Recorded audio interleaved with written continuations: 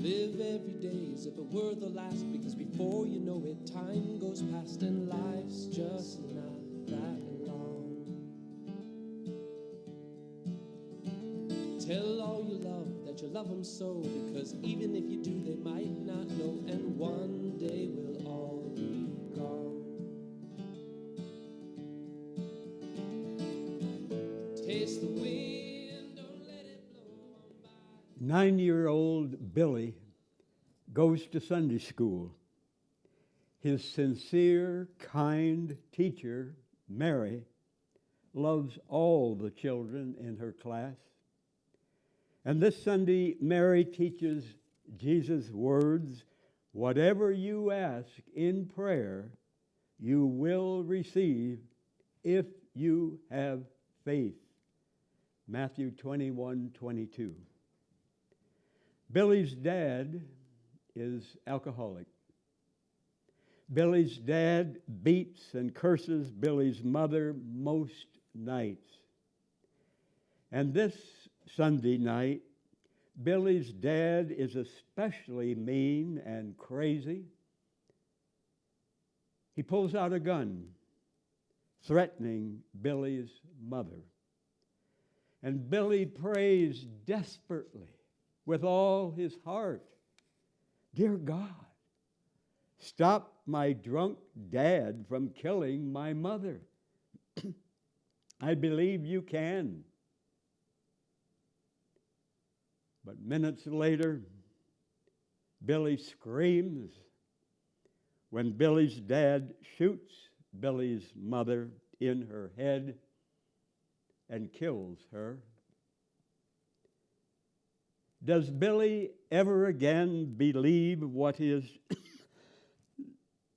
what his kind, sincere teacher, Mary, says about God and Jesus? Does Billy ever again go back to Sunday school? Does his teacher, Mary, when she hears about this awful tragedy, still believe the verse she taught that Sunday?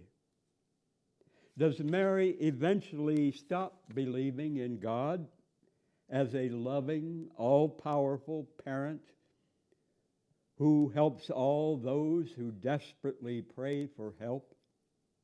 Does Mary slowly come to see that much of religion, not just the Bible and Christianity, is feel-good, make-believe bullshit? Sadly, I, Don Schrader, swallowed and I spread false advertising for God for many years.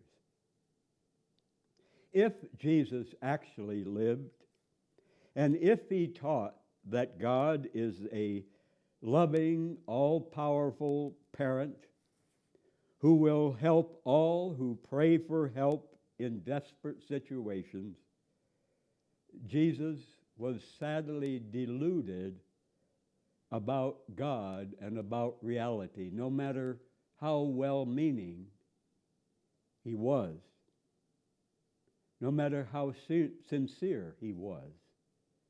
It just ain't true.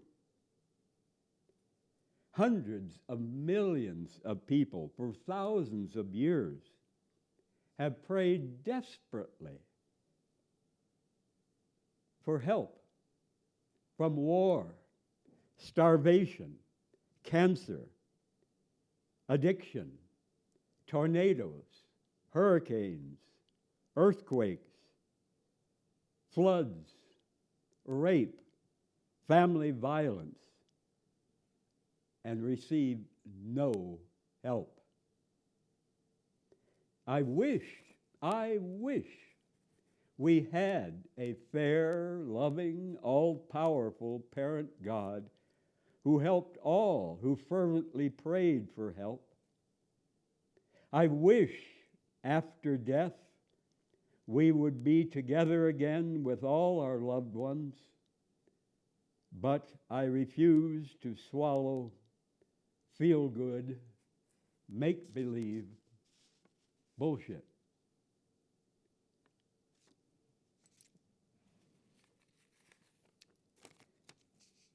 My dear friend Roberto died of AIDS at 31 in 1999. My cemetery plot at the beautiful dirt cemetery, San Jose de Armijo, on the west side of Albuquerque, off Arenal, is very close to where Roberto is buried. Roberto was not his real name, but that is what I called him. I met Roberto when he was 22. Roberto had a very difficult life.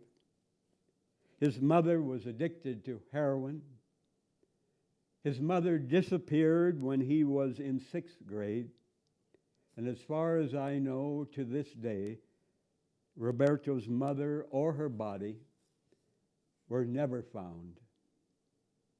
And after she disappeared, his uncle took him. His uncle had sex with him. Sadly, his uncle also beat him. And of course, millions of women for thousands of years, sadly, have had husbands who have sex with them at night, but beat them hours later or hours earlier. Sex and pain and bruises from the same man. Horrible. Evil. Roberto got addicted to sniffing spray paint. He drank booze. He did other drugs. Roberto was bisexual. I do not know if any of his family ever accepted his sexual attraction to men. Many families, sadly, have less problem with the son or the brother boozing or shooting heroin than if he enjoys sex with men. Crazy.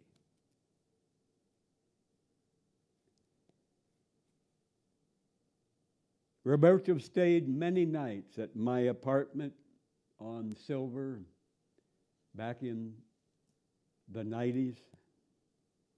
He and I had sex many times, years before he died.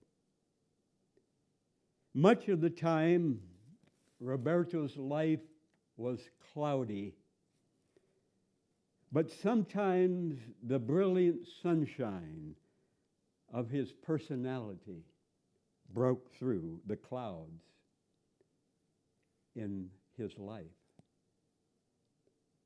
I wrote down many precious things that Roberto said and did. He dedicated a song to me on radio saying, "To Don, my best friend I love." Roberto thanked me for sharing sex with him. Roberto told me he wished he could start his life over and grow up without drugs. He phoned me when he later had a place of his own, and he said, "I love you," hugs and kisses. He told me he looked at my photo when he masturbated. Another time he told me, "Think of me if you're masturbating or having sex." When he was at the Presbyterian emergency room, I took him beans to eat. Back then, I was still cooking my food. Roberto kissed me. He thanked me. I took beans to him when he was at the UNM hospital. He kissed me on the street corner. He said, we learned from each other's mistakes. And in our last phone conversation in 1999, Roberto asked me to mention him on my TV program that I had back then. In that last conversation by phone, he and I told each other, I love you. Roberto was my dear friend, and I dedicate this program to him.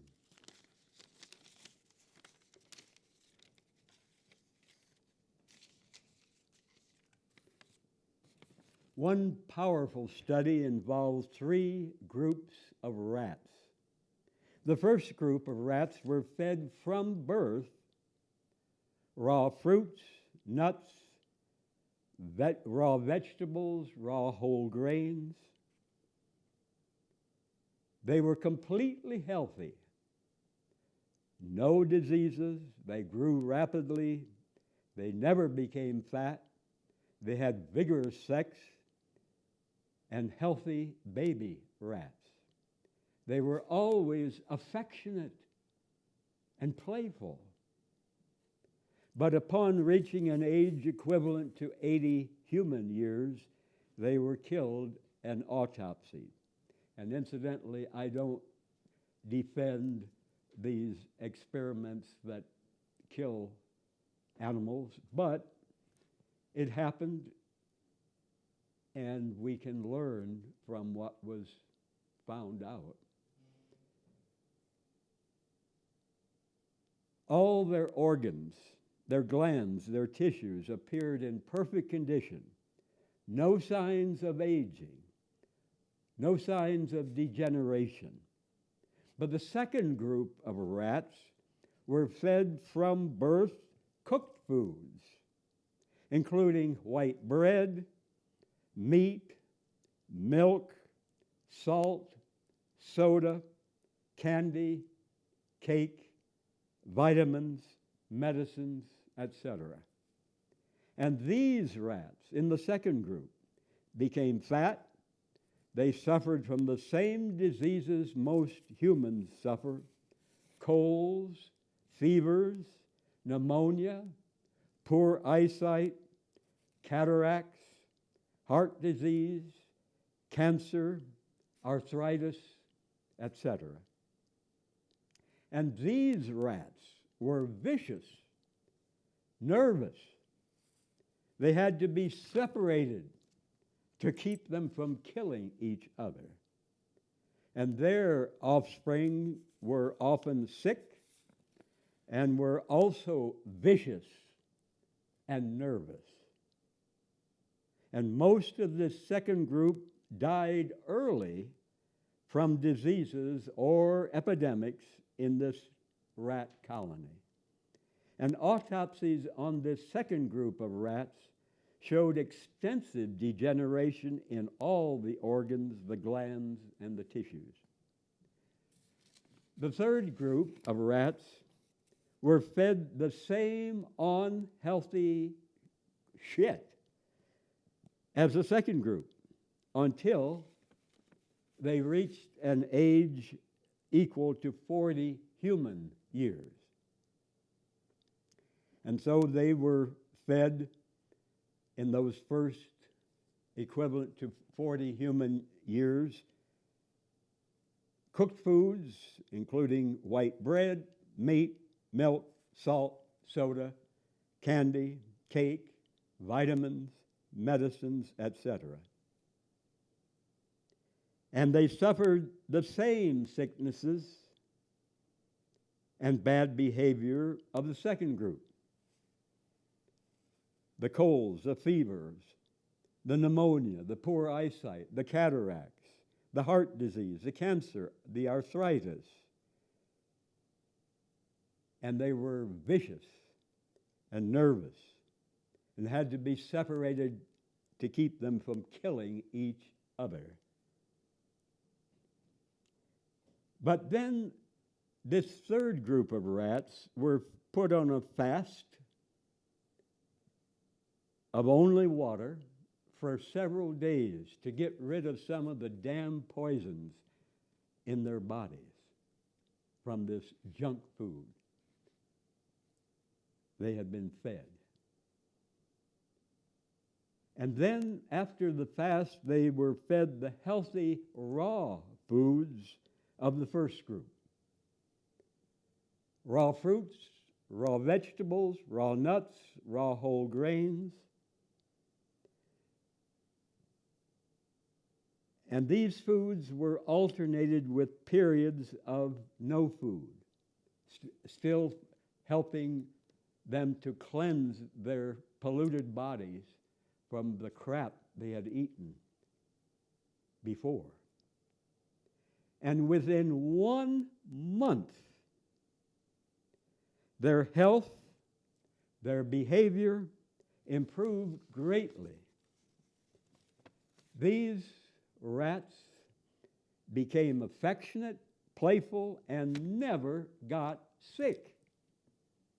Autopsies performed after equivalent to 80 human years showed these rats had reversed their degenerative tissue damage. So the lesson for us, human beings, changing, even in middle age, from eating processed, cooked shit to eating only healthy, raw plant foods, can make the person healthy in body and behavior. I stopped eating cooked food in 1998. I was 53. And I wish I had never eaten cooked food or anything with added sugar or meat or dairy, any of that in my life.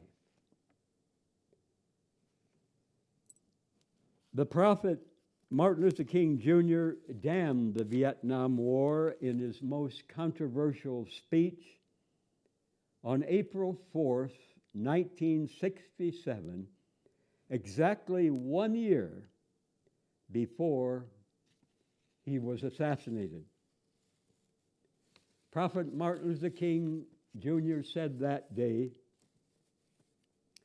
"My experience in the ghettos of the North, as I have walked among the desperate, rejected, angry young men, I've told them that Molotov cocktails and rifles would not solve their problems.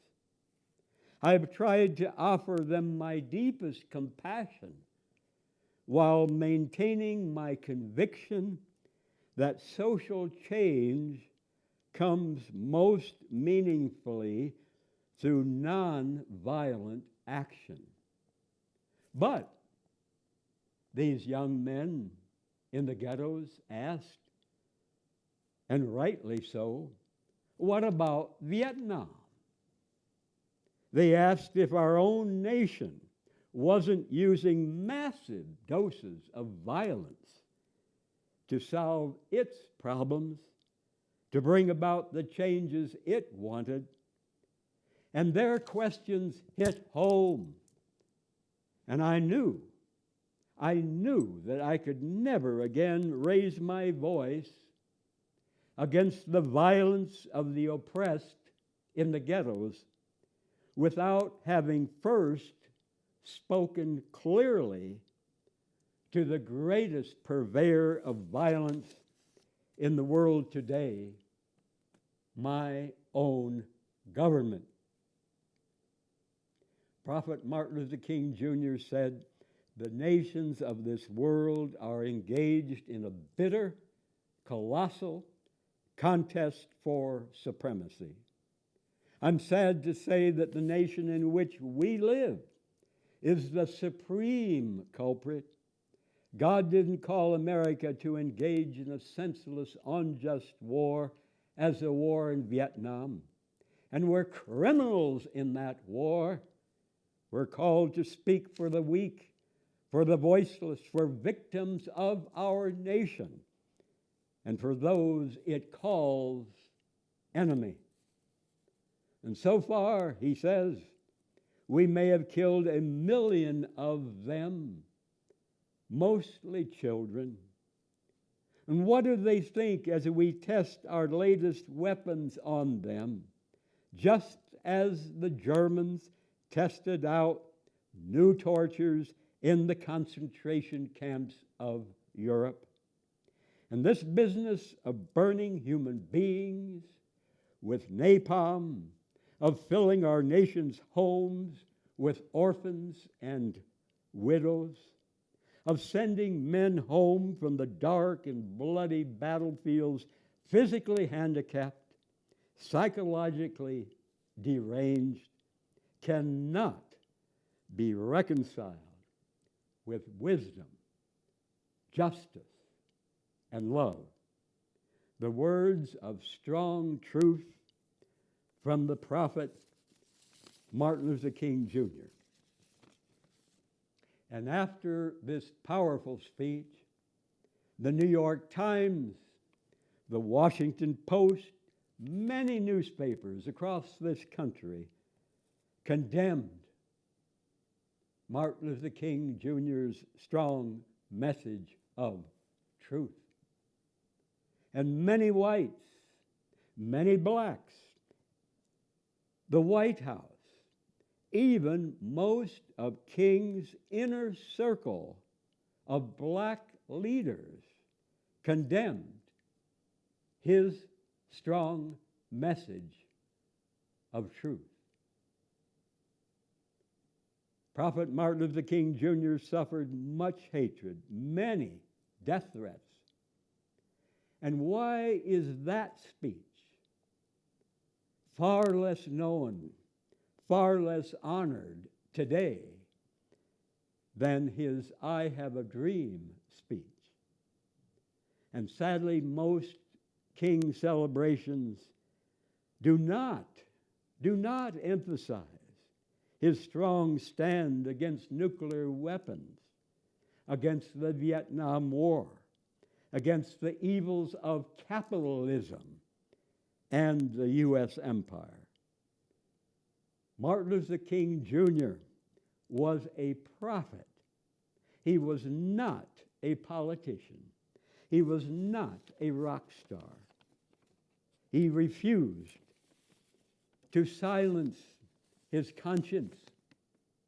He refused to sell out his convictions to get the popular support of millions and the approval of the powerful.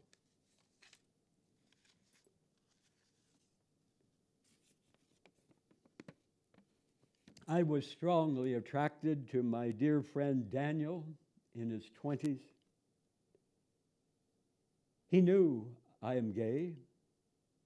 He knew I was attracted to him. And one day he called me into the room where he was sitting, and he had a magnificent naked heart-on. He was offering himself to me. But I did not have sex with him, and I never did, sadly. And later, after that moment when he offered himself to me, I explained to him why I did not have sex with him. I told him I was very attracted to him, but I knew how changeable he was. I did not want him feeling ashamed and guilty after sex with me. I did not want him to feel bad toward me as his friend. I did not want him to feel bad about himself and about sex with me. And sadly, many men feel ashamed, feel guilty after they orgasm and come in sex with a man, even though before they were hot for the idea. I want any male friend I have sex with to feel good afterward about himself, about me, and about our sex together. A special good memory, even if it only happens one time. I'm very glad to have sex with any single healthy man who is attracted to me and to whom I'm attracted, if he has no shame, no guilt about making love with men. In the 1980s, Harold Washington was the first black mayor of Chicago. Harold Washington was a progressive. Many people in the city loved and respected Mayor Harold Washington. Harold Washington supported the rights of gay people. He died while he was mayor. And sadly, what he ate made him fat and killed him. And otherwise, he might have lived many more years. He might have made more good changes as mayor in Chicago. Booze, cigarettes, and junk food kill far more lesbian, gay, bisexual, and trans people than the hate-filled people who murder LGBT people. Booze, cigarettes, junk food kill far more black people, far more brown people than the hate-filled white supremacists who murder black and brown people. I drink no booze. I smoke no cigarettes. I eat no junk food. I did decades ago, but I woke up with the help of many people. And why pay those filthy rich companies to make me sick and to kill me early? Why should we make them filthy rich as they addict us to slow poison? Why commit slow suicide? Some religious people say when someone dies, God took him or God took her. I am no longer religious, but even if you believe in God, do you believe that God caused someone to drive drunk, to crash and die on that particular day? Do you really believe that? Do you believe God caused a long-time heavy smoker to die of lung cancer on a particular day on the calendar? Do you believe God caused someone who hogged out on McDonald's for years to die of cancer or diabetes or a heart attack on a certain day? Do you believe that? If I jump off the tallest building in Albuquerque, should my friends who believe in God say, God took him? Insane, crazy. Many people use God took him or God took her to escape taking responsibility to wake up and get serious about eating and living healthy. They use God as a cop-out. as if they can blame the day of their death on God, who causes the person to die on that day. Stupidity, crazy bullshit.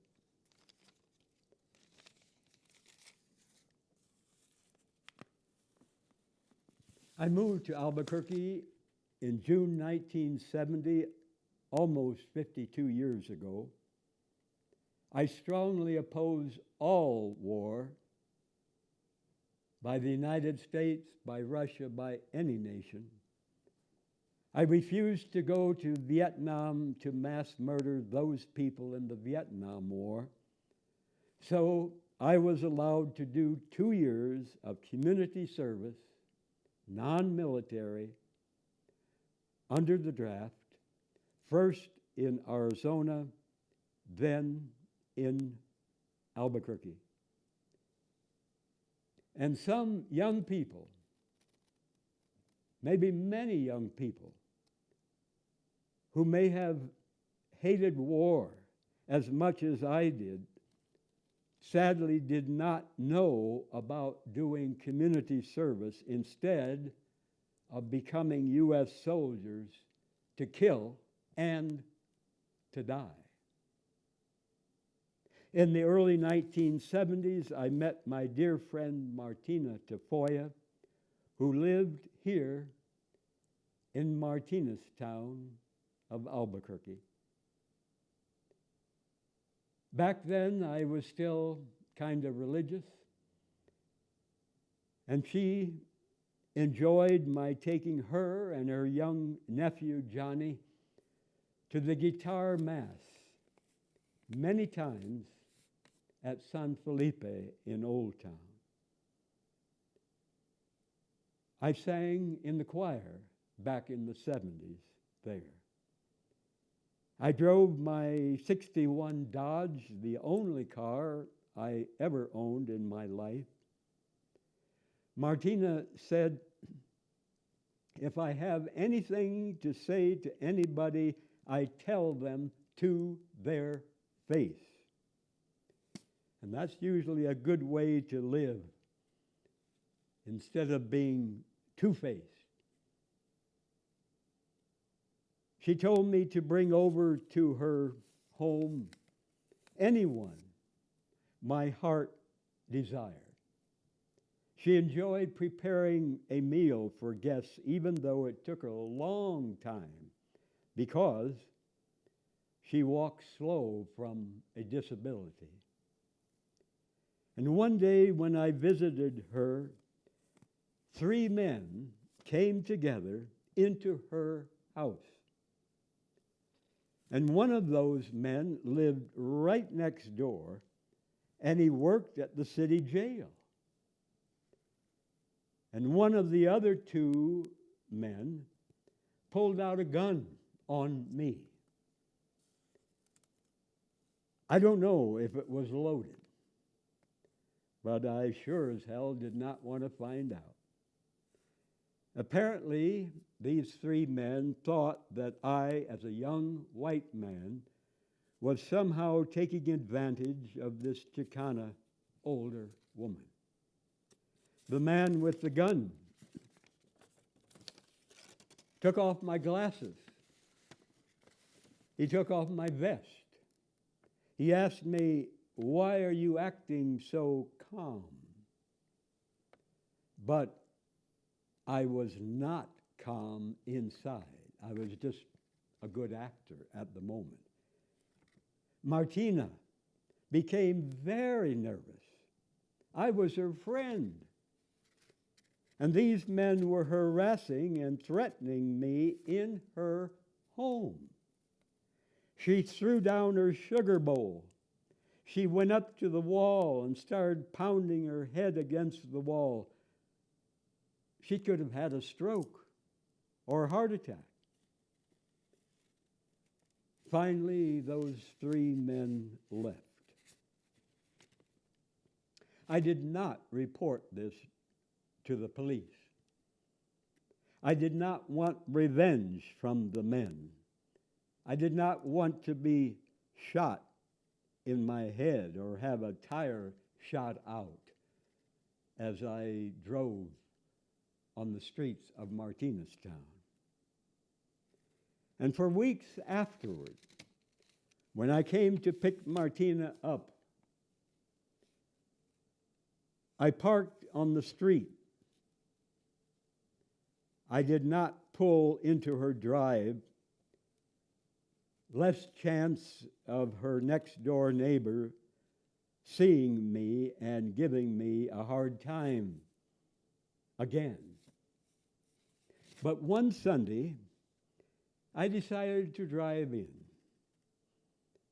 Quicker, because Martina walked slow. And driving in, I was close to her door. And this neighbor man, one of the three men who had threatened me weeks before, he came out of his house, and I feared what he was going to say or do. But this man said, "When you go to Mass today, pray for me." It was his way of apologizing to Martina and to me. And months later, when I ran for city council and lost, I came in 9th out of 13. Martina told me that neighbor man had voted for me.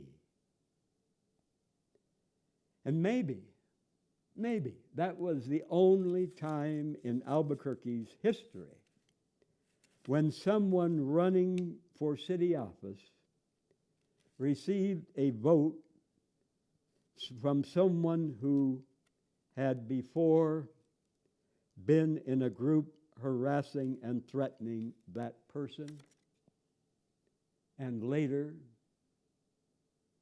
the man apologized. We can change with help and with time. Parents, make sure your kids know that they can express anger and suffering to you, and you will still love them and be affectionate to them.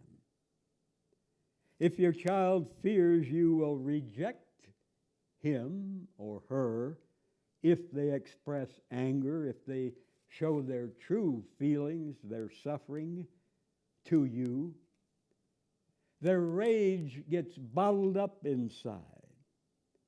And if that rage is never dealt with, that rage can cause that person years later to abuse others as a parent, or as a soldier, or as a mean cop, or as a violent street gang member, or as a Hitler, or as a Trump. We need to face and feel deeply the truth about our parents, their good and their bad, their strengths and their weaknesses. Often we can learn just as much or more from their weaknesses as from their strengths. We need to mourn their abuse as we forgive them, realizing they also were probably abused by their parents and never healed from that abuse.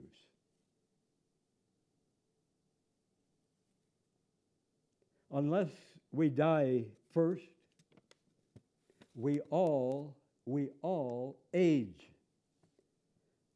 What we eat how we exercise, getting good sleep, getting sunshine, no cigarettes, no booze, drinking, having close friends,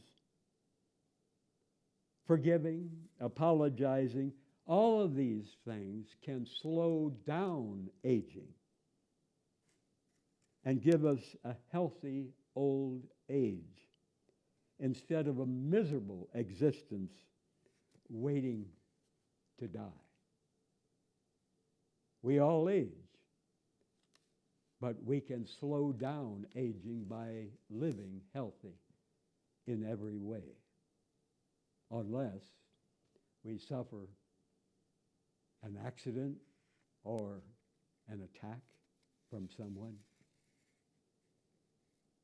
10 of the first 12 U.S. presidents, 10 of the first 12 U.S. presidents bought, sold, enslaved black human beings. Talk about criminal behavior. And these 10 U.S. presidents and thousands of white men and white women stole the labor, stole the lives of millions of black people, often treating them much worse than how they treated their pet dogs and cats. The white masters severely punished their enslaved black people if they tried to escape, to live as human beings, free, or even if they began learning to read. Whites lynched thousands of blacks for many years in 29 states, not just in the South. And sadly, most white preachers,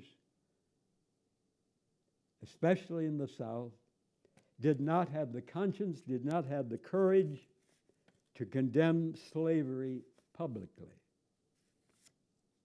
If I had been a white preacher in the South, would I have had the conscience? Would have I had the courage to condemn all slavery? And sadly, no verse in the whole Bible, no verse in the whole Bible says slavery is evil. What kind of a good book, what kind of a holy book refuses to say clearly slavery is evil? And that war is evil. So even though the Bible has some precious good wisdom, I cannot call the Bible a good book. I cannot call the Bible a holy book.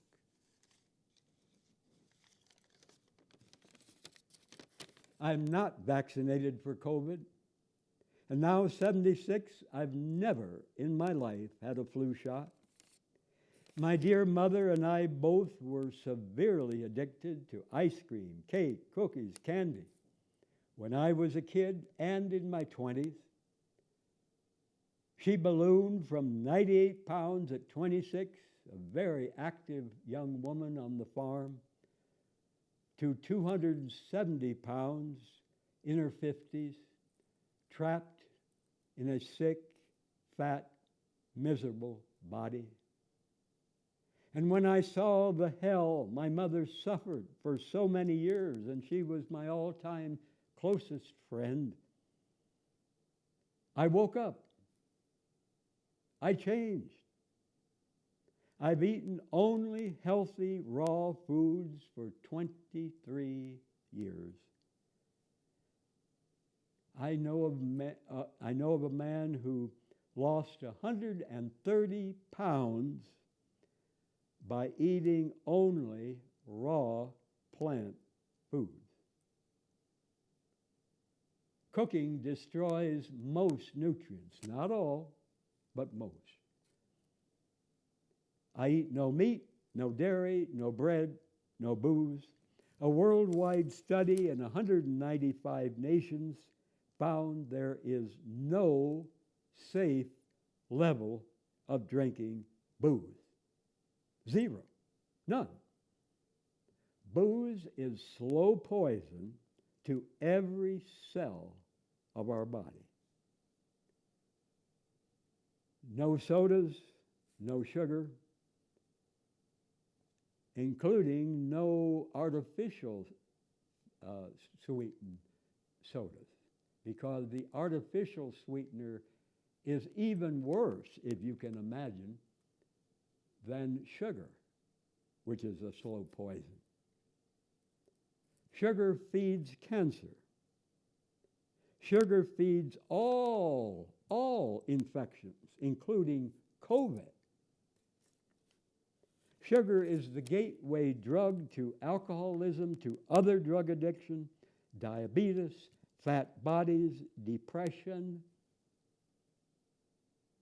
I weigh 15 to 20 pounds less now than I did in high school 58 years ago when I was eating a lot of sugar shit. I walk, I exercise much, I get good sleep, I sunbathe most days. I want to live healthy until the day I die, if possible. We're all going to die. But why suffer needlessly for weeks, months, years, even decades before that final day?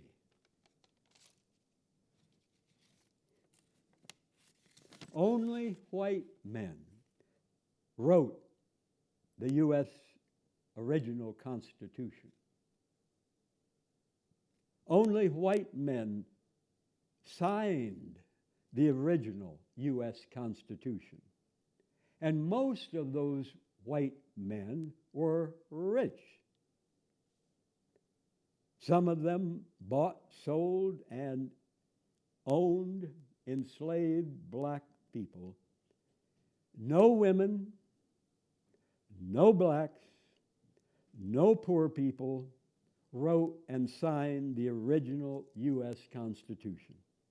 No Latinos, no Jews, no Muslims wrote and signed the original U.S. Constitution. No Native Americans, no Asian Americans, no people openly gay or bisexual wrote and signed the original U.S. Constitution. It said nothing to stop the buying, the selling, the owning of enslaved black people. The original U.S. Constitution said nothing to make sure that women, people of color, poor people, had the right to vote. And they didn't for many years. It said nothing to stop the U.S. mass murder of Native American people and the stealing of their homeland. The original U.S. Constitution said nothing to protect our Mother Earth. The original U.S. Constitution was written by and for rich white men. U.S. white male supremacy did not begin with the Ku Klux Klan or with Trump. The roots of this government were white male supremacy, slavery, greed, and war. Did my high school history teachers know these facts? And if they did, were they afraid to tell us students the whole truth. Scared that some parents might raise hell and get them fired.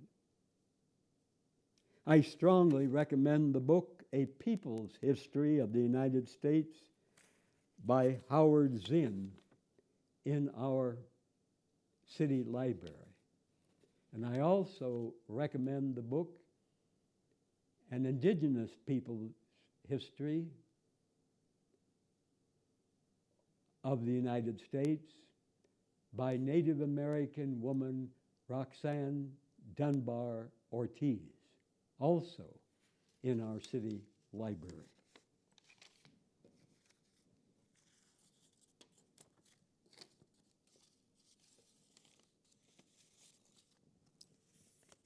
A longtime member of Alcoholics Anonymous said, "He drank for happiness, he became unhappy.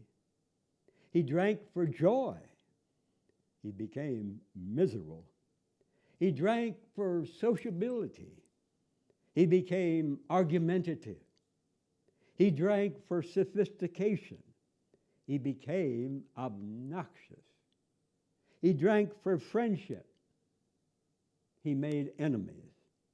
He drank for sleep, he woke up tired. He drank for strength, he felt weak. He drank for relaxation, he got the shakes. He drank for courage, he became afraid. He drank for confidence, he became doubtful.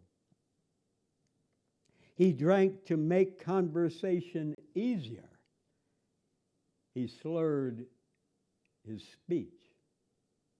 He drank to feel heavenly, he ended up feeling like hell."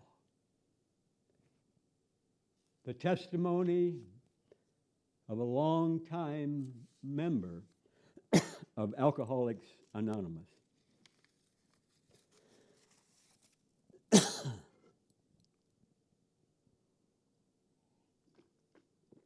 Fresh piss.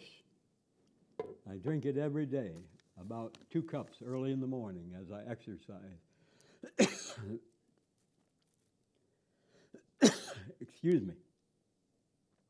Millions of Christians and Jews for hundreds of years have loved the 23rd Psalm in the Bible, which begins, "The Lord is my shepherd, I shall not want. He makes me to lie down in green pastures." But the man who wrote this 23rd Psalm was David. And in the Bible, David was praised for killing tens of thousands of people in other nations. Never once in the Bible did David apologize or repent for his mass murders of other human beings. Never once in the Bible did David express regret or sorrow for his mass murders. David killed far more people in other nations than any U.S. street gang leader. He killed far more people than any U.S. serial killer on death row. He had no conscience against killing people in other nations. And sadly, millions of soldiers today in the United States, Germany, France, Russia, other nations who call themselves Christians believe God wants them to kill other human beings if their government tells them to. Crazy bullshit, evil bullshit. And remember this, when you hear a preacher or a rabbi or a priest read the 23rd Psalm, that it was written, sadly, by a man who never apologized, never repented of killing tens of thousands of people in other nations? When will we see all people on earth as our family, our sisters, our brothers?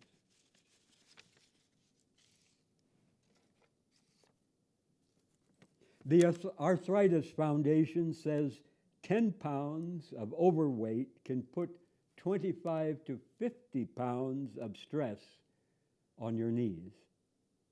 So if you suffer from knee problems and if you're overweight, lose the fat. Eat nothing containing added sugar. Eat nothing containing processed vegetable oils. Eat no fast food, no factory fake food, no booze,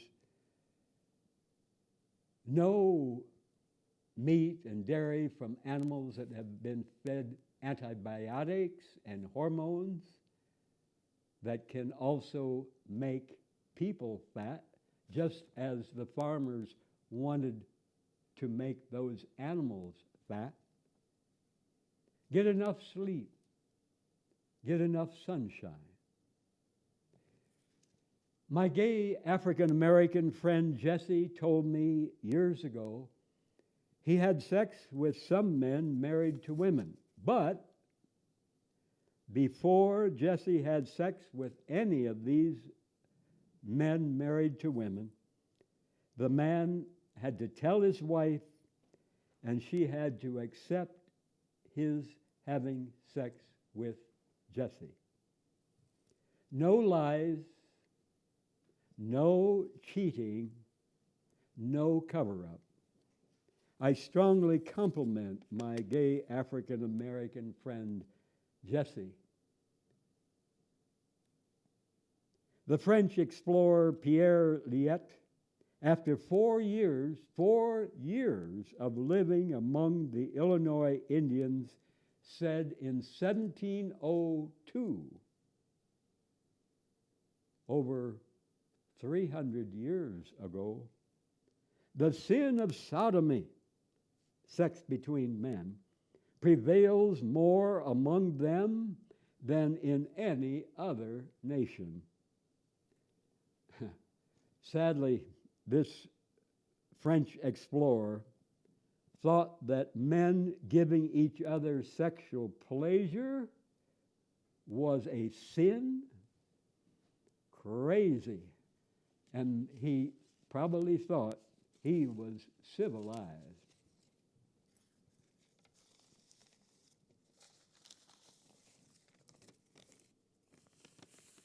Romantic relationships where the persons are many years apart in age sometimes work.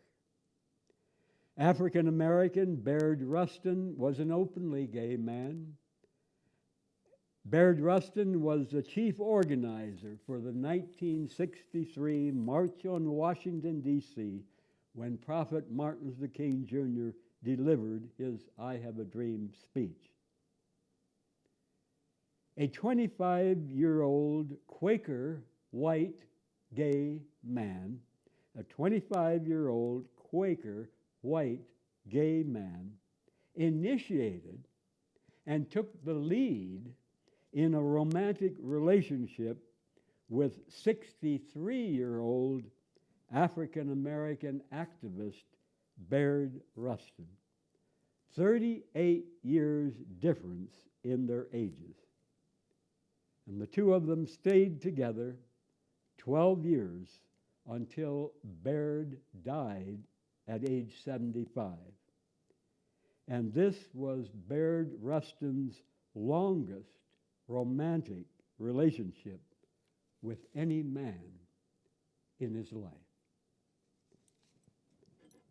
Good night. Thanks for listening and watching. Tell all you love that you love them so, because even if you do, they might not know, and one day we'll all be gone. Taste the